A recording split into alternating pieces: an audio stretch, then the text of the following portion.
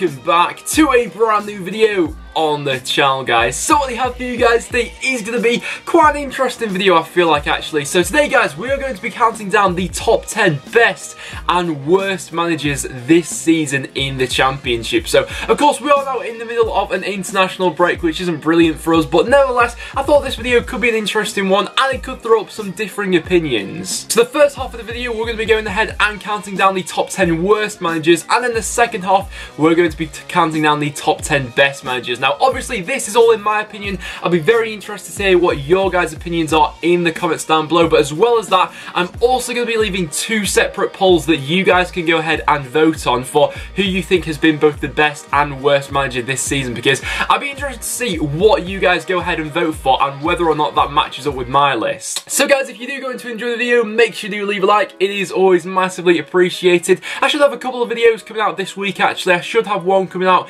in the next few days, and my Championship score predictions will be coming out on Thursday this week instead of Friday, as of course we do have quite a few games going on Friday this week, guys. But apart from that, let's hop into this list. So we are, of course, starting out with the top 10 worst managers this season. So coming in at number 10, we do have Thomas Christiansen, of course, the former Leeds United manager. Now, myself, I thought his sacking was slightly harsh at the time, and Leeds fans, I'd be interested to hear from you guys as to, do you think you've actually improved under Paul Heckingbottom? Because the performances, if anything, have seeming to get a little bit worse since Heckingbottom's come in. So I'd be interested to hear what you guys say about that. But Thomas Christiansen, of course, they were top in September, but they never really were able to live up to those expectations. The downfall really started when Size picked up that 6-game ban, and they couldn't really pick their form up from there. But Christiansen, he's only low in the list because I didn't think he was that bad. Then in at number 9, we then have Mark Warburton. Now, Warburton for Nottingham Forest was a bit of a funny manager, really, of course. If you look back to last season with Nottingham Forest, they were, of course, fighting it out near the bottom of the table in the relegation battle.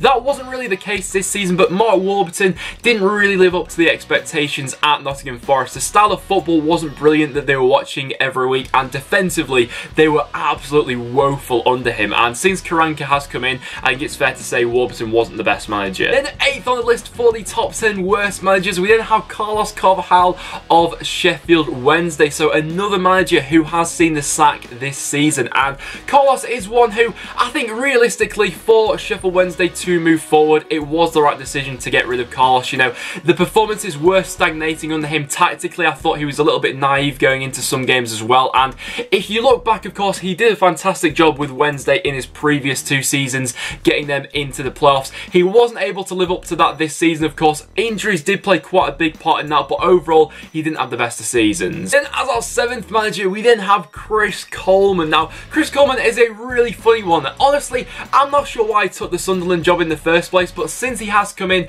he's really not set the world alight. You know, he's only got an 18% win ratio, which is pretty baffling, really. That's just ridiculously low, and of course, with Sunderland still sat bottom of the Championship, he doesn't look like the man that's going to turn it around for them. At number 6 then on the list, we then have Hull City's former manager, Leonard Slutsky, who once again, he only had a 19% win ratio, and of course, Hull being one of those clubs who were, of course, relegated from the Premier League last year, and under Slutsky's time there, you know, they really did look like they probably would have been going down, actually. You know, they were really battling it out at the bottom of the Championship. Since Nigel Atkins has come in, though, he's sort of managed to guide them a little bit above that, and it isn't looking likely that Hull will go down anymore. But once again, a manager who did get slightly unlucky with injuries, but overall, he just wasn't good enough. And then coming in at the halfway list of our worst managers, we do have a manager who has recently been sacked. That is, of course, Jaap Stam. And Reading fans, I'll be very interested to hear as to what is your opinion on the sacking of Jaap Stam. Myself, personally,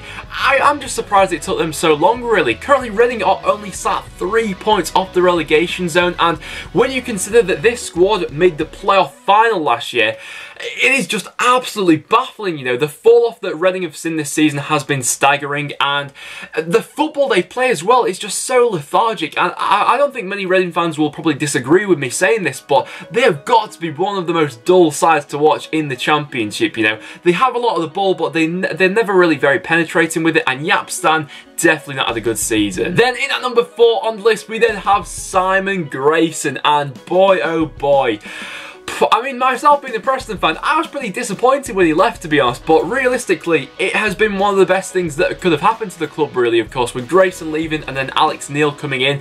It's just worked out brilliantly for us. For Sunderland, though, that really hasn't been the case. Simon Grayson only had a 16% win ratio, which is ridiculously low, and I'm sure all the Sunderland fans will agree, Grayson just wasn't cut out for this job, really, you know. I do think that any manager probably would struggle with that Sunderland job with the way the club is at the moment, but Grayson definitely didn't help himself with some tactical decisions or with some of the signings he made, you know. Some of the additions he made, you know, the likes of Vaughan and Steele especially, what was he thinking with them? Then in at number 3 of the worst managers this season, we do have Gary Monk. Now, of course, Gary Monk is now the Birmingham manager, and I'm not judging him off his time there, of course. I am, of course, judging him from his time at Middlesbrough. And Middlesbrough, one of the big spenders in the transfer window this season, they went ahead and spent around about 50 million, but Gary Monk didn't do himself any favours, you know. He was sacked at Middlesbrough when they were 9th in the table, and at that point they were already 19 points behind Wolves, and with the amount of money that they spent and how inconsistent they were playing, you know, whenever I watched Middlesbrough under Gary Monk, they never really seemed to have a game plan, you know. It was very much like they were relying on individual talent to get them out of games, but they wasted a hell of a lot of money this season as well, and that's why he's located 3rd on the list. And then as our top 2 managers, you guys will pretty much be able to guess who's coming up next. In our second, we do have Harry Redknapp from Birmingham, and Harry Redknapp just had a bit of a disaster, really, you know. In the transfer window, Birmingham, they went ahead and spent about 15 million, so they went ahead and splashed quite a lot of cash, and realistically, there does seem to be something wrong with the core at Birmingham, you know. I don't think all of it can be blamed on their 2 managers this season, but they certainly didn't do a lot to help themselves, you know. I do get the impression that they did panic buy quite a few players in the summer transfer window as well, you know. Harry Redknapp identified a couple of players that they didn't go out and get, and then towards the end of it, they were certainly splashing ridiculous money on players who probably weren't valued at that. So Harry Redknapp gets his place as our second spot on the list. And then coming in at number 1 for our worst manager this season, it is of course going to be Steve Cotterill. And what were Birmingham thinking hiring Steve Cotterill, you know? I've got no idea how that conversation went down at the board of directors at Birmingham when they went ahead and sacked Harry Redknapp and thought, you know what, let's go ahead and hire Steve Cotterill.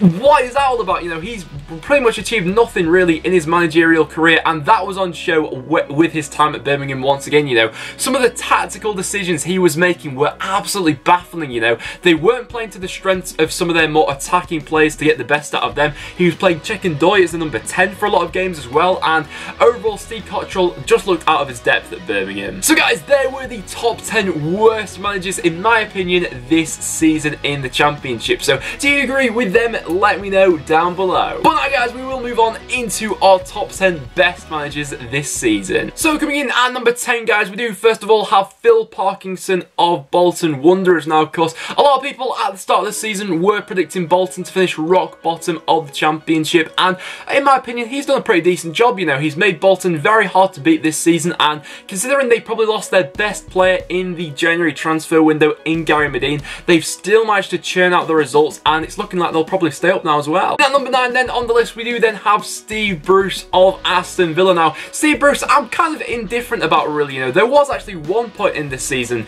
when Aston Villa fans wanted Bruce to be sacked, you know.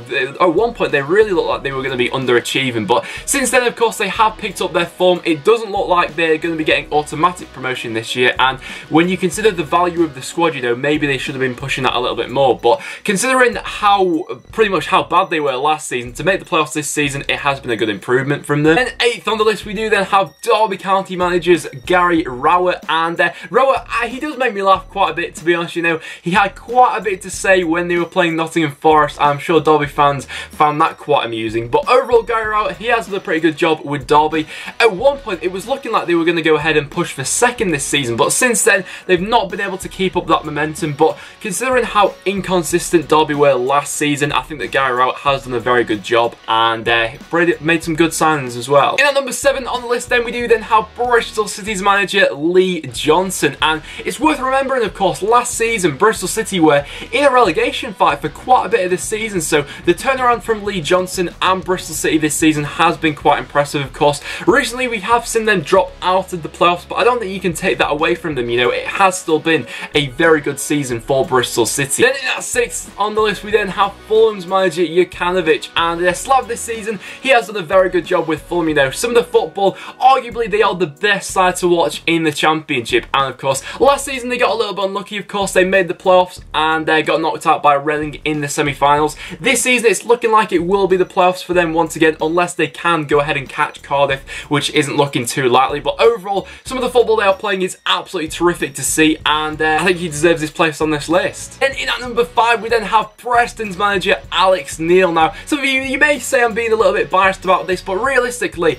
he has done an unbelievable job with us this season. With one of the lowest budgets in the Championship, we're currently sat just 2 points off the playoffs, and there are a lot of quite sceptical fans in this summer, you know, where we went ahead and lost Simon Grayson, we lost Aidan McGeady as well. A lot of people were predicting us to actually struggle this season, but the high pressing football which Alex Neil has put into play has been absolutely terrific to see. We've taken down some big sides so far this season, and with us still being in the hunt for the playoffs, he has done an unbelievable job for us. Then in at number 4, another manager who has done a terrific job and is currently only sat 2 points off the playoffs as well is that of Chris Wilder of Sheffield United. Now myself, when it's always quite a hard one to judge really when the newly promoted sides go ahead and come up to the Championship, but Sheffield United, they took the league by storm, especially in the first half of the season. You know, they were on fire at one point, but for them to be coming up their first season back in the Championship and to be pushing for the playoffs already, and to be on such a limited budget as well compared to the other sides in and around the top 6, Chris Wilder